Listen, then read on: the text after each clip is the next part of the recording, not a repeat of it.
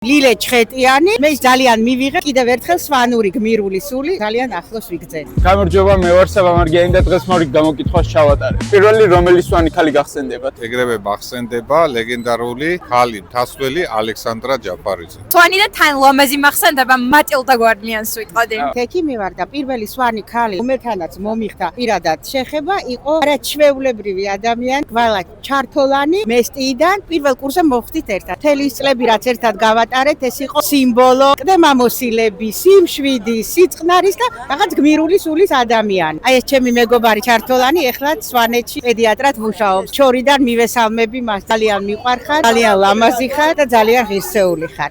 მატილდა.